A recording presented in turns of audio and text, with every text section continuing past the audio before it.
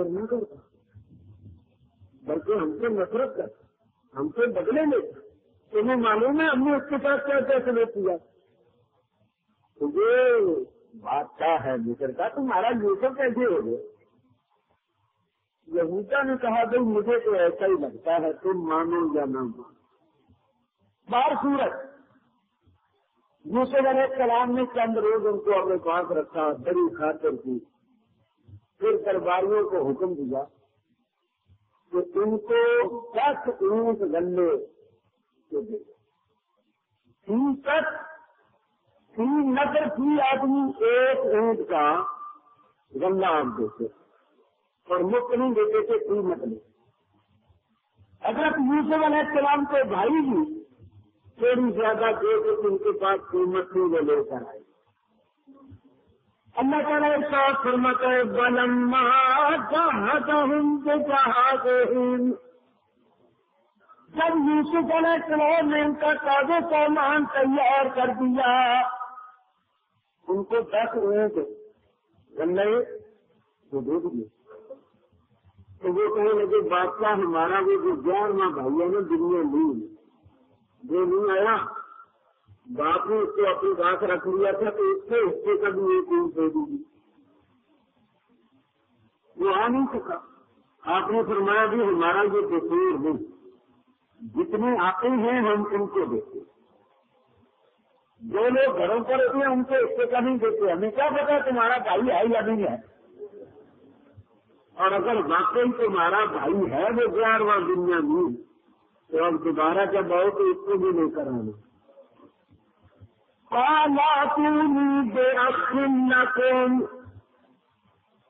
جب دوبارہ آئے تو اس کو بھی اپنے ساتھ لانا، من ابیکم جو تمہارے باپ سے ہے، جو تمہارا علاقی بھائی ہے دنیا میں، جب دوبارہ آئے نا ان کو بھی ساتھ لے کر الا ترون انی افیت الینا وانا خیر المنزلین، کیا تم دیکھتے نہیں ہو کہ میں پورا معاف دیتا ہوں، دینے میں کوئی کمی نہیں کرتا، اور میں کتنا مہمان نواز ہوں، میری تمہاری مہمانی کی ہے، میزبانی کے فرائض انجام دیے، تمہارے ساتھ کتنا اچھا سلوک کیا، تو اب جو آؤ تو اس کو دنیا دین کو بھی ساتھ لانا۔ فَإِن لَّمْ تَأْتُونِي بِهِ، اور اگر تم اس کو ساتھ نہ لائے فَلَا كَيْلَ لَكُمْ عِندِي، تو پھر میرے پاس تمہارے لیے غلہ نہیں ہوگا، اگر تم اس کو ساتھ لے کر نہ آئے تو پھر میں تمہیں غلہ نہیں دوں گا۔ بلا تقربون، پھر میرے قریب بھی نہ آنا، کیونکہ پھر میں یہ سمجھوں گا کہ تم جھوٹ بولتے تھے، تمہارا کوئی بھائی نہیں تھا، اگر ہوتا تو اس کو لے کر آتے، اور اگر واقعی سے تمہارا بھائی ہے تو اس کو لے کر آنا، اگر تم لے کر نہ آئے تو میں سمجھوں گا کہ تم جھوٹ بول کر ایک آدمی کا غلہ لینا چاہتے تھے، تو اس بھائی کو لے کر آنا میرے پاس، اور اگر اس کو لے کر نہ آؤ گے تو میرے قریب نہ آنا، پھر میرے پاس تمہارے لیے کوئی غلہ نہیں ہے، کیونکہ ایک بار یہ چاہتے تھے کہ دنیا میں ان کو بھی ملے، کیونکہ وہ تو حقیقی بھائی تھا۔ آپ نے اور کیا کیا؟ اللہ اللہ قالوا سنراود عنه أباه وإنا لفاعلون، بھائیوں نے کہا کہ ہم اپنے باپ کو اس کو مانگیں گے، اس کی سائز کریں گے، اس کو لانے کا ضرور ارادہ کریں گے، اور ہم کو ہمیں یہ کرنا ہی پڑے گا، کیونکہ ایک بات کا تو نے کہہ دیا کہ اگر اس کو ساتھ نہیں لاؤ گے تو میرے قریب بھی نہ آنا، تو ہم کو ہمیں اس کو لانا ہی پڑے گا، اور ہم مساج کریں گے اپنے باپ سے کہ وہ دنیا مین کو بھی ہمارے ساتھ بھیج دے۔ اچھی بات، یوسف علیہ السلام نے کیا کیا؟ وقال لفتيانه، یوسف علیہ السلام نے اپنے نوکروں سے، اپنے دربار کے جوانوں سے کہا اجعلوا بضاعتهم في رحالهم لعلهم يعرفونها إذا انقلبوا إلى أهلهم لعلهم يرجعون. دربار کے غلاموں کو نوکروں کو حکم دیا کہ یہ جو قیمت لائے ہیں نا سونگی وہ ان کو پتہ نہ چلے اور ان کے کجاووں میں رکھ دو، واپس کر. جتنی قیمت بھی لائے ہے نا گنے کی اور انہوں نے دی ہے اور اس کے بدلے میں گنا لیا بھی ان کو واپس کر. اس لیے ہو سکتا ہے کہ آئندہ ان کے پاس قیمت نہ ہو تو یہ آئیں نہیں کہ ہمارے پاس تو قیمت نہیں ہے، جب قیمت نہیں ہے تو جائیں کیسے، بغیر قیمت کے تو گندا ملے گا نہیں. تو قیمت واپس کر دو، شاید اسی قیمت کو لے کر پھر دوبارہ آ جائیں. اور بات تو کہتی ہے کہ آپ نے بھائی تھے نہ سکے باپ کی طرف سے تو ان سے قیمت لینا مربت اور احسان کے خلاف تھا. احسان کیا اور اس لیے واپس کی قیمت تاکہ ان کی قیمت کو لے کر دوبارہ کہیں ایسا نہ ہو کہ قیمت نہ ہو اور قیمت نہ ہونا ان کے آنے کے لیے رکاوٹ بن جائے. لے بھی چلے گا واپس چلے گا. منظریں طے کرتے ہوئے قرآن میں اپنی باپ کے پاس تھا. فلما رجعوا إلى أبيهم جب اپنے باپ کے پاس لوٹے واپس پہنچے قالوا يا أبانا کہنے لگے ہیں ہمارے باپ منع منا الكيل ایک اونٹ کا غلہ ہم سے روک لیا گیا کیونکہ یہ دنیا نہیں ہمارے ساتھ نہیں. اگر یہ بھی ساتھ ہوتا تو اس کے حصے کا بھی غلہ ملتا. فأرسل معنا أخانا نقتل وإنا له لحافظون. اب ہم دوبارہ جائیں تو دنیا میں ان کو بھی ہمارے ساتھ بھول دیں تاکہ اس کے حصے کا بھی غلہ لے اور ابا جان تو خیال نہ کرنا ہم اس کی حفاظت کریں گے. قال هل آمنكم عليه إلا كما أمنتكم على أخيه من قبل. آپ نے ارشاد فرمایا کیا میں تمہارا دنیا نیم کے معاملے میں اسی طرح اعتبار کر لوں جیسا کہ یوسف علیہ السلام کے معاملے میں پہلے کیا تھا. تم نے یوسف کے معاملے میں جو نہیں کہا تھا کہ ہم اس کی حفاظت کریں گے تو پھر تم نے آ کر کہہ دیا بھیا کھا گیا. اب دنیا میں ان کو بھی نہیں جانا چاہتی ہو پھر میں تمہارا اعتبار کر لوں. تم کیا حفاظت کرنے والے ہو. اللہ خیر حافظا وهو ارحم الراحمین. اللہ کے حفاظت کرنے والا ہے اور وہ سب سے بڑھ کر رحم کرنے والا ہے. چلو ابھی تو تم آئے ہو پھر دیکھا جائے گا سامان وغیرہ کھولو. بادشاہ کیسا تھا ابا جان سے تو کیا بتائیں. ایسا نیک ایسا قریب نفس ایسا پاک باغ بادشاہ ہم نے نہیں دیکھا. ابا جان جب ہم نے آپ کا سلام اس کو پہنچایا تو اس کی آنکھوں میں آنسو آ. اس نے ہماری بڑی خاطر کی بڑی عزت کی اور بار بار آپ کا حال پوچھتا تھا گھر کی آواز پوچھتا تھا اور اس بادشاہ نے بھی آپ کو سلام کیا. حضرت یعقوب علیہ السلام کی آنکھوں میں بھی آنسو آئے. جب بیٹے نے سامان کھولا تو وہ پیسے بھی نکلا.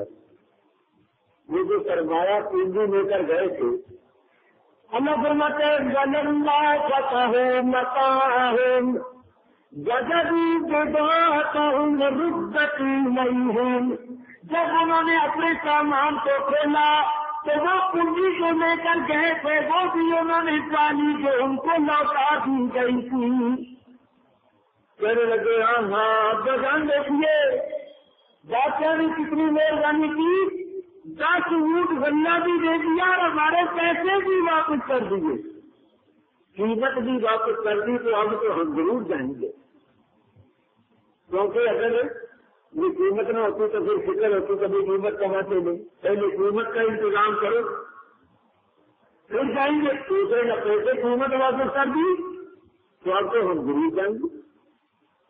اور ابا جان اب ہمارے بھائی دنیا نیند کو ضرور دے دینا, ورنہ بادشاہ نے کہا تھا کہ اگر اس کو ساتھ نہیں لاؤ گے نا تو میرے قریب نہ آنا, پھر میں تمہیں کوئی بندہ نہیں دوں گا. تو اب اس کو ہمارے ساتھ ضرور دے دوں. کون لنرسلہ معکم, یعقوب علیہ السلام نے فرمایا میں ہر دن اس کو تمہارے ساتھ نہیں دے دوں گا حتیٰ تؤتون موثقا من اللہ لتأتوننی بہ الا ان یحاط بکم. فرمایا میں ہر دن اس کو تمہارے ساتھ نہیں بھیجوں گا جب تک کہ تم مجھے قسم کھا کر پکا عہد نہ دو. اللہ کی قسم کھاؤ اور میرے ساتھ پکا عہد کرو کہ تم اس کو میرے ساتھ واپس لاؤ گے.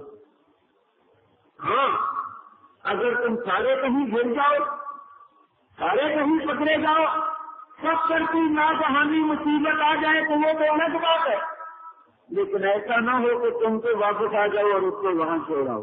مجھے نہیں کہا جو کچھ انہوں نے کرنا تھا کل نہیں بتا دیا. اگر سارے کہیں گر جاؤ تو الگ بات ہے, لیکن کہیں اس کو اکیلا چھوڑ کر آ جاؤ تو میرے ساتھ عہد کرو, خدا کی قسم کھا کر میرے ساتھ عہد کرو کہ تم اس کو واپس میرے پاس لاؤ. فلما آتوہ موثقہم, انہوں نے عہد کر لیا قسم کھا کہ اس کو لائیں.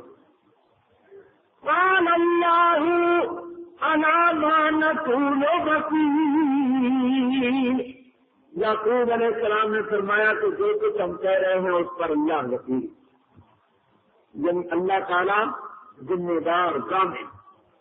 جو کچھ ہم نے عہد کیا ہے, بات چیت کی ہے, اس پر اللہ ضامن. دوسری مرتبہ پھر چلے. اب دنیا نیند بھی ساتھ. پہلے کتنے گئے تھے 10, اب کتنے 11. 11 بھائی کو بھی ساتھ لے. جب چلنے لگے تو حضرت یعقوب علیہ السلام نے ایک نصیحت, وقال یا بنی, فرمایا ہے میرے بیٹو, لا تدخلوا من باب واحد, 11 کو 11 ایک ہی دروازے سے داخل نہ ہونا. وادخلوا من ابواب متفرقہ, الگ الگ دروازے سے جانا. اس لیے کہ تم 11 بھائی ہو, 11 ہی خوبصورت ہو, 11 ہی جوان ہو, شکلیں بھی ملتی جلتی ہیں, تو جب ایک ہی دروازے سے 11 سے 11 داخل ہو گے تو لوگ دیکھیں گے تو لوگوں کی نظر لگ جائے گی. کہیں تمہیں نظر نہ لگ جائے. الگ الگ دروازے سے ادھر سے ادھر سے. آگے کیا فرمایا, ما اغنی عنکم من اللہ من شیء ان الحکم الا للہ علیہ توکلت وعلیہ فلیتوکل المتوکلون. سرگندو, میں تمہیں اللہ کے بے نیاز تو نہیں کر سکتا, حکم تو اللہ کا ہی ہے. اللہ کا حکم جو ہوتا ہے وہ پورا حکم لیتا ہے. اور ایمان والوں کو, توکل کرنے والوں کو اللہ پر بھروسہ اور توکل رکھنا چاہیے کہ جو کچھ ہوتا ہے اس کے حکم سے ہوتا ہے, مگر تدبیر بھی اختیار کرنی چاہیے. تدبیر اختیار کرنا توکل اور بھروسے کے خلاف نہیں. جانتے کیا ہمارے بڑا اہم مسئلہ ہے. فرماتے حکم تو اللہ کا ہے, اس پر بھروسہ رکھو. اس کا جو حکم ہوتا ہے وہی ہوتا ہے, لیکن تدبیر بھی اختیار کرنی چاہیے. بھروسہ رکھو اللہ پر اور تدبیر بھی اختیار کرو. تدبیر اختیار کرو مگر بھروسہ تدبیر پر نہ کرو, بھروسہ اللہ پر رکھو. سبحان اللہ, یہ بڑی اہم بات. مثلا ایک ہے تدبیر اور ایک ہے تقدیر. کوئی شخص ہاتھوں پر ہاتھ کر کے بیٹھ جائے تو بس جو میرے مقدر میں ہوگا ملے گا, مجھے کاروبار دھندا کرنے کی کوئی ضرورت نہیں, تقدیر اختیار کرنے کی ضرورت نہیں, تقدیر پر نہ کرو تو یہ بات بھی غلط. تقدیر اختیار کرو, کاروبار کرو, دھندا کرو, مگر بھروسہ دھندے پر نہ کرو, بھروسہ اللہ کی ذات پر کرو. کہو اس کا فضل ہوگا تو رزق ملے گا. میدان جنگ میں خالی ہاتھ نہ جاؤ, یہ تلواریں, بندوقیں, رائفلیں, ٹینک لینے کی کیا ضرورت ہے؟ بس اللہ کی تقدیر, اللہ فتح دینی ہوگی تو دے دے گا. تو یہ غلط بات. تقدیر اختیار کرو, پوری طاقت کے ساتھ, پوری قوت کے ساتھ, ہتھیار لے کے جاؤ, لڑو, مگر بھروسہ ہتھیاروں پر نہ کرو, بھروسہ اللہ پر کرو. تقدیر اختیار کرو, ہتھیار استعمال کرو, لیکن عقیدہ جو رکھو کہ فتح ہوگی تو اللہ کے حکم سے ہو.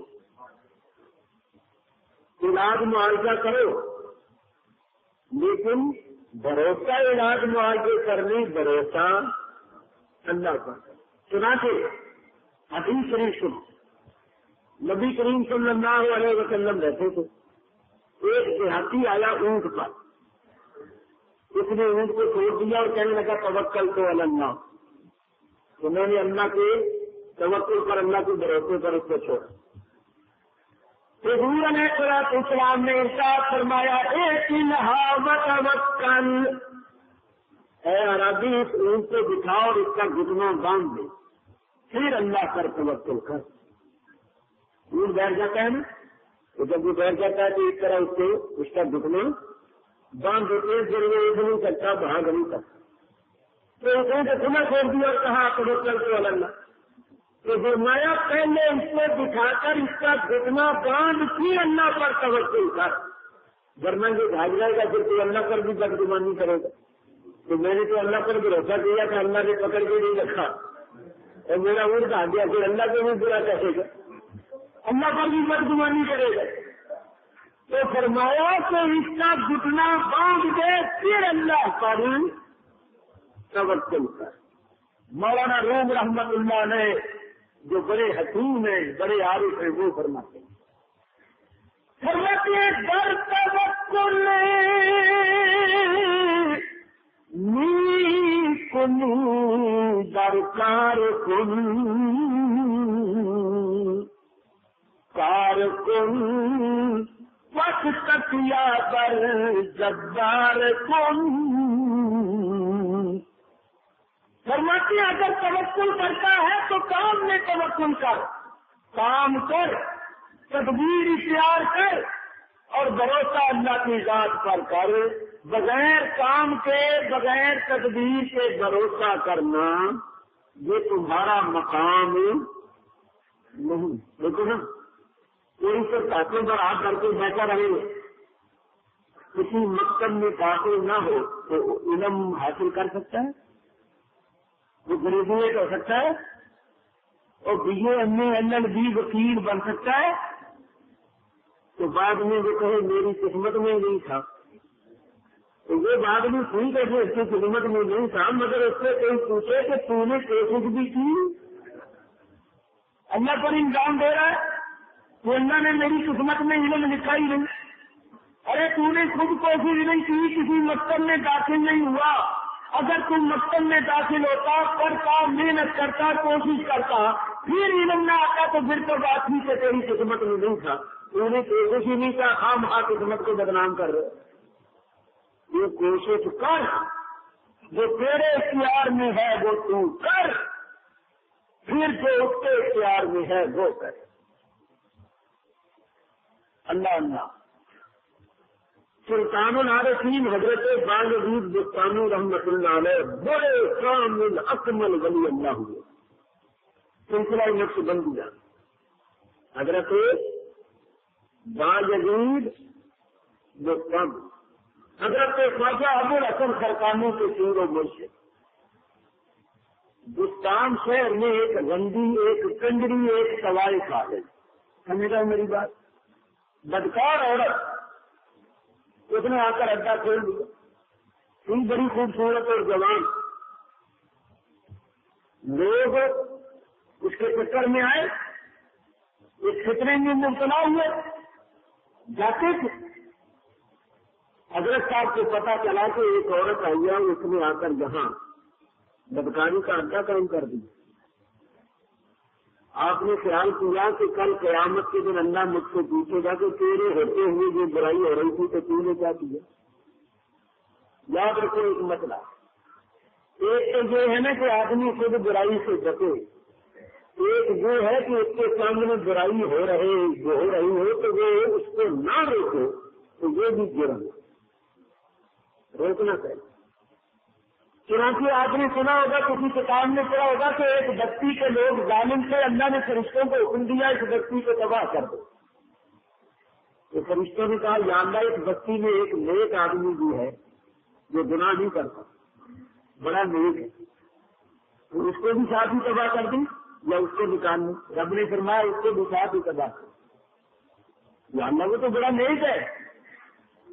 اللہ نے فرمایا ہے تو نیک، خود برائی نہیں کرتا تھا مگر اس کے سامنے برائی ہوتی تھی یہ روکتا نہیں تھا، اس کو بھی ساتھ ہی تباہ کر۔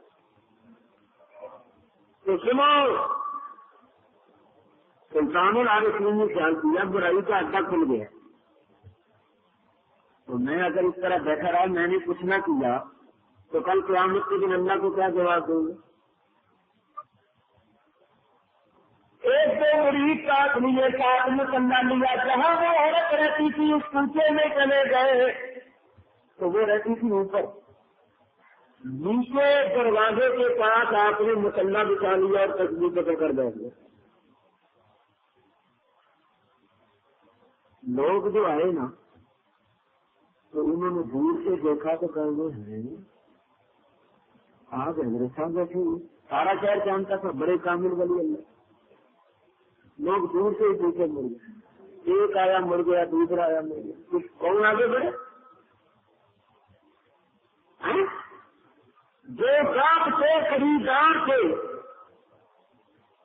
برائی کے خاص من تھے، وہ تو حضرت صاحب کو دیکھ کر دور سے ہی واپس ہو گئے، اور جو مخالف لے گئے دیکھنے ان کے پیروں کا حال، مخالف کو تو بہانا چاہیے، جو مخالف تھے نا بزرگوں کے پیروں کے، وہ ماننے والوں سے کہیں گے دیکھو تمہارا پیر آج کہاں بیٹھا ہوا ہے، یہ ہے تمہارے پیروں کا حال،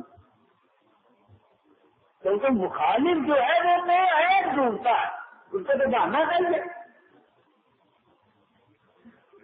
جب رات ہو گئی وہ عورت کہنے لگی کہ آج کوئی آ نہیں رہا، بات کیا ہے؟ اس نے اپنی نوکرانی سے کہا بات کیا ہے، آج کوئی آئی نہیں رہا، لا جا کے دیکھ۔ نوکرانی نے نیچے آ کے دیکھا، اس نے کہا ایک بزرگ بیٹھے ہوئے، اتنی گاڑی ہے، بڑا نورانی چہرہ ہے، تصویر ہاتھ میں۔ اس عورت نے اپنی نوکرانی سے کہا کہ ایک بزرگ سے کہو کہ بزرگ صاحب جاؤ مسجد میں جا کے بیٹھو، کسی خانقاہ میں جا کر بیٹھو، یہ تمہارا مقام نہیں ہے۔ بزرگوں کا، اللہ اللہ کرنے والوں، تسبیح پھیرنے والوں کا مقام مسجد ہے، خانقاہ ہے، تم میرے دروازے پر آ کر بیٹھ گئے، کباب میں ہڈی بن گئے ہو، خام ہاں مصیبت کر دی، جاؤ اپنا کام کرو۔ نوکرانی نے آ کر کہا تو آپ نے فرمایا کہ میں جاؤں گا نہیں، یہیں رہوں گا، آج رات یہیں گزارنی ہے۔ نوکرانی نے جا کر کہا تو وہ عورت کہنے لگی تو پھر ان بزرگوں سے کہو کہ اگر آج رات یہیں گزارنی ہے تو یہیں نہیں اوپر آ جاؤ۔ آپ اوپر چلے گئے، غور سے سنو، اوپر چلے۔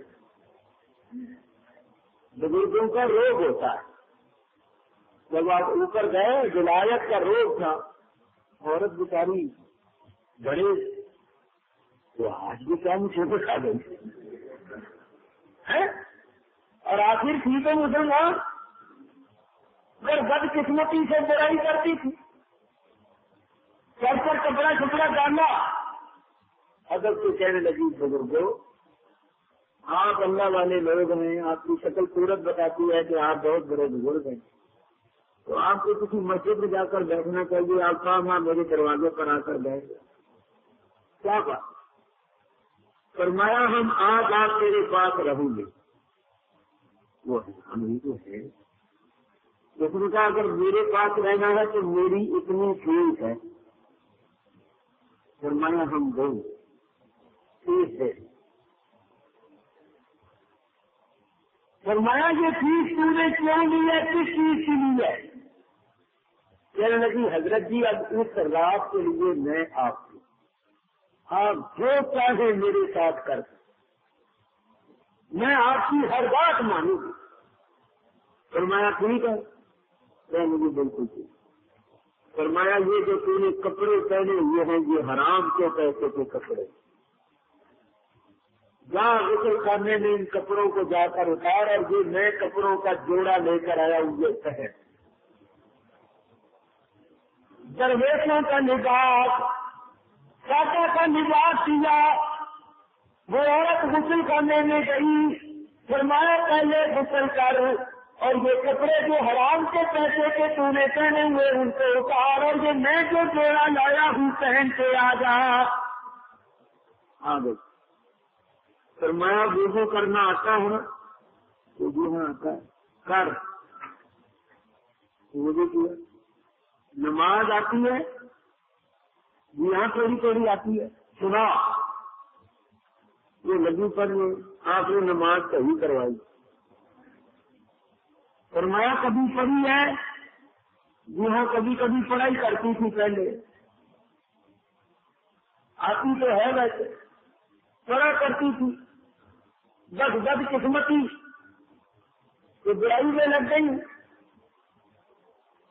فرمایا اچھا آج نماز پڑھ، پہلے ہمیں دیکھ ہم نماز پڑھ، کیسے نماز پڑھی جاتی ہے، پھر اسی طرح نماز پڑھ۔ حضرت صاحب نے 2 رکعتیں پڑھی، وہ دیکھے، فرمایا اسی طرح پڑھ۔ جب وہ سجدے میں گئی آپ نے اپنی چادر اتار کر اس کے اوپر ڈال اور اللہ کی بارگاہ میں ہاتھ اور کہا کہ آپ کے تارم بود آخر کر دمچ بد دنا سوئے نماز آگر دمچ۔ مولا جو میرا کام تھا وہ میں نے کر دیا، میرا کام تھا اس کو برائی کی طرف سے ہٹا کر بھلائی میں لگا دیا، میں نے بدکاری گناہ کی طرف سے اس کو ہٹا کر نماز میں لگا دیا، تیری بارگاہ میں جھکا دیا۔ اب یہ تیری بارگاہ میں سجدے میں کر رکھے ہوئے کری ہے، یہ میرا کام، میں نے اس کو تیری بارگاہ میں جھکا دیا۔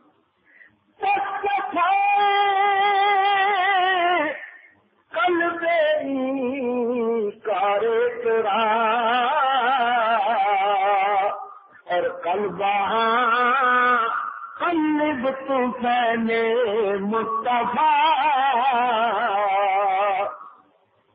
اے اللہ اس کو سجدے میں جھکا دینا میرا کام تھا، وہ میں نے کر دیا، اور اس کے دل کو صاف کرنا اور اس کے دل کو اپنی طرف لگانا یہ تیرا کام ہے۔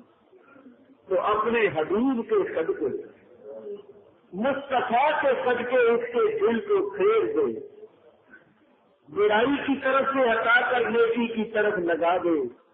آپ دعا کر رہے تھے اور اس کی تقدیر بدل رہی تھی۔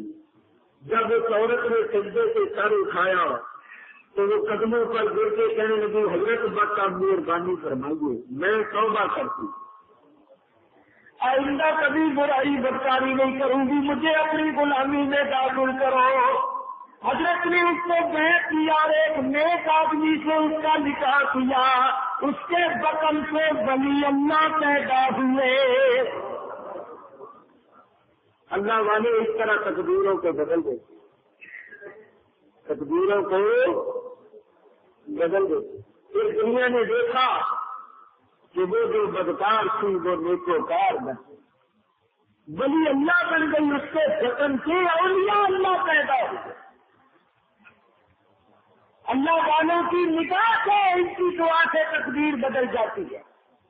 یہ میں نہیں کہتا، صحیح بخاری کی حدیث ہے، حضور فرماتے ہیں اب دعا یرد القضاء، دعا تقدیر کو بدل دے۔ بدکار جاتے ہیں نیکو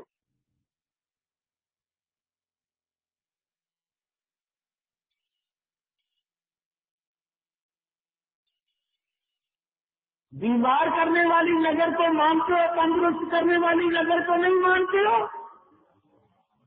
ارے بعض نظریں ایسی ہوتی ہیں تندرستوں پر پڑتی ہیں تو بیمار کر دیتی ہے، تو یاد رکھو بعض نظریں ایسی ہوتی ہیں بیماروں پر پڑتی ہیں، ان کو تندرست کر دیتی ہیں۔